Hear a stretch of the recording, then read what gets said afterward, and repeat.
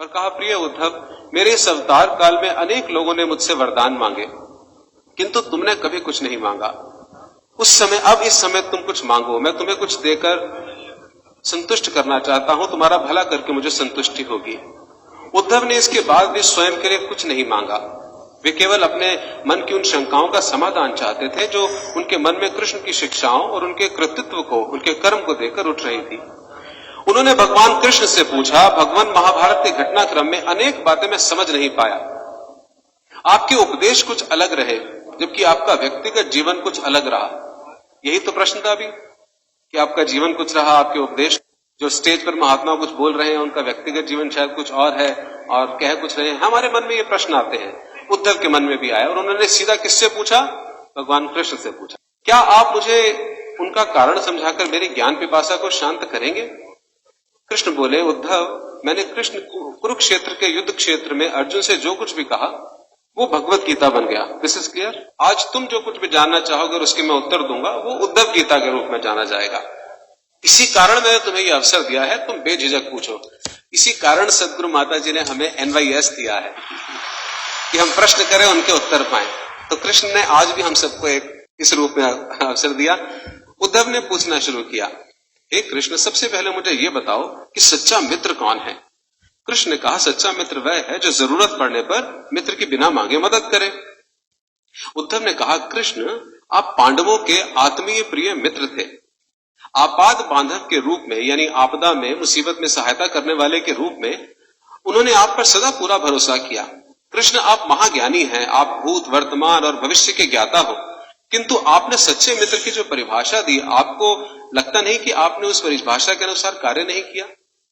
आपने धर्मराज युधिष्ठिर को द्यूत क्रीड़ा यानी जुआ खेलने से क्यों नहीं रोका? ठीक है, आपने उन्हें नहीं रोका, लेकिन आपने भाग्य को भी धर्मराज के पक्ष में नहीं मोड़ा। आप चाहते तो युधिष्ठिर जीत भी सकते थे। उसके बाद जब उन्होंने अपने भाइयों को दांव पर लगाना शुरू किया, तब तो आप सभा कक्ष में आ सकते थे। आपने वो भी नहीं किया।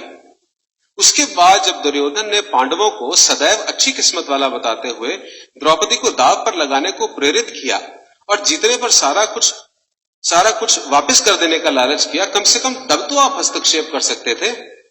अपनी दिव्य शक्ति के द्वारा आप पासे धर्मराज के पक्ष में मोड़ देते। इसके स्थान पर आपने तब हस्तक्षेप किया जब द्रौपदी लगभग अपना शील खो रही थी। तब आपने उसे वस्त्र देकर द्रौपदी के शील को बचाने का दावा किया। लेकिन आप ये दावा भी कैसे कर सकते हैं कृष्ण? उसे एक आदमी घसीटकर हॉल में लाता है और इतने सारे लोगों के सामने निर्वस्त्र करने के लिए छोड़ देता है। ऐसे में एक महिला का शील क्या बचा? आपने क्या बचाया कृष्ण? अगर आपने संकट के समय में अपनों की मदद नहीं की तो आपको आपात बांधव कैसे कहा जा सकता है? आपने संकट के समय में मदद नहीं की तो क्या फायदा? क्या यही धर्म है? इन प्रश्नों को पूछते हुए उद्धव का गला रूंध गया और उसकी आंखों से आंसू बहने लगे। हंसते हुए भगवान कृष्ण बोले, प्रिय उद्धव, ये सृष्टि का नियम है कि विवेकवान ही जीतता है। उस समय दुर्योधन के पास विवेक था, इसलिए वो जीता, धर्मराज के पास नहीं था। यही कारण था कि धर्मराज पराजित हुए। उद्धव हैरान हुआ और उद्धव को हैरान देखकर कृष्ण आगे बोले, दुर्योधन के पास जुआ खेलने के लिए पैसा और धन तो बहुत था, लेकिन उसके पास 500 का खेल उसे नहीं खेलना आता था। इसलिए उसने अपने मामा शकुनी को द्यूत क्रीड़ा के लिए प्रयोग किया, जुए के लिए उपयोग किया। यही विवेक है। धर्मराज भी इसी प्रकार सोच सकते थे और अपने चचेरे भाई से पेशकश कर सकते थे कि उनकी तरफ से मैं खेलूंगा। जरा सोच कर देखो, अगर शकुनी और मैं खेलते तो कौन जीतता? पासे के अंक उसके अनुसार आते या मेरे अनुसार आते? चलो इस बात को जाने दो, उन्होंने मुझे खेल में शामिल नहीं किया, इस बात के लिए उन्हें माफ किया जा सकता है। लेकिन उन्होंने विवेक शून्यता से एक और बड़ी गलती की। उन्होंने मुझे प्रार्थना में बांध लिया। उन्होंने मुझसे प्रार्थना की कि मैं तब तक सभा कक्ष में ना आऊं जब तक मुझे बुलाया ना जाए, क्योंकि वे अपने दुर्भाग्य का खेल मुझसे छुपकर खेलना चाहते थे। वे नहीं चाहते थे कि मुझे पता चले कि वो जुआ खेल रहे हैं। इस प्रकार उन्होंने मुझे अपनी प्रार्थना में बांध लिया। मुझे सभा कक्ष में जाने की अनुमति नहीं थी। इसके बाद भी मैं कक्ष के बाहर खड़ा हुआ इंतजार कर रहा था कि कब कोई मुझे बुलाए और मैं अंदर जाऊं। भीम, अर्जुन, नकुल, सहदेव सब मुझे भूल गए और केवल अपने भाग्य को और दुर्योधन को कोसते रहे। अपने भाई के आदेश पर जब दुशासन द्रौपदी के बाल पकड़कर घसीटता हुआ सभा कक्ष में लाया, वो भी अपने सामर्थ्य के अनुसार जूझती रही, उसने भी मुझे याद नहीं किया। उसकी बुद्धि तब जागृत हुई जब दुशासन ने उसे निर्वस्त्र करना प्रारंभ किया। तब उसने स्वयं पर निर्भरता त्याग कर छोड़कर हरि हरि अभयम कृष्ण की गुहार लगाई। तब और जैसे ही मुझे पुकारा गया, मैं अविलंब वहां पहुंच गया।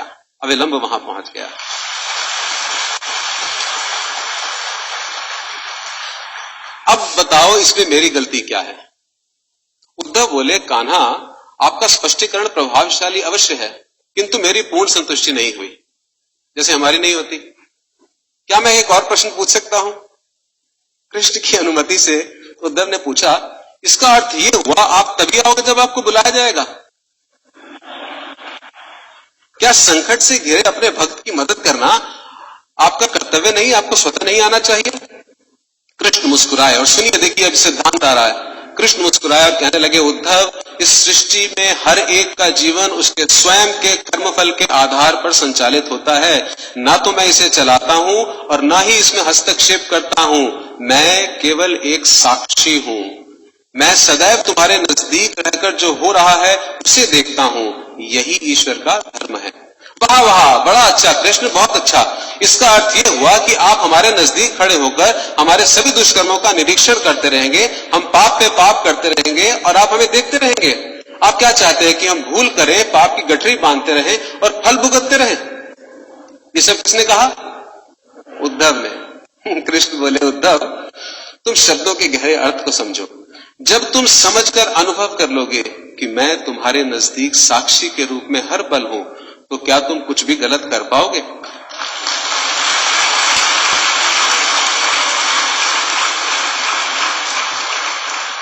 जब तुम ये भूल जाते हो और ये समझने लग जाते हो कि तुम मुझसे छुपकर कुछ भी कर सकते हो, तभी मुसीबत में फंसते हो।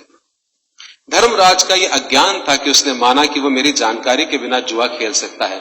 अगर उसने ये समझ लिया होता कि मैं प्रत्येक के साथ हर समय साक्षी के रूप में उपस्थित हूं, तो खेल का कुछ और रूप होता। भक्ति से अभिभूत उद्धव मंत्र मुग्ध हो गए और बोले, प्रभु, कितना गहरा दर्शन आपने दिया, कितना महान सत्य है। प्रार्थना, पूजा पाठ तो और ईश्वर को अपनी मदद के लिए बुलाना, ये हमारी भावना और विश्वास है। जैसे ही हम ये विश्वास करना शुरू करते हैं कि ईश्वर के बिना पत्ता भी नहीं हिल सकता, हमें साक्षी के रूप में उनकी उपस्थिति महसूस होने लग जाती है। गड़बड़ केवल तभी होती है जब हम इसे भूलकर दुनियादारी में डूब जाते हैं।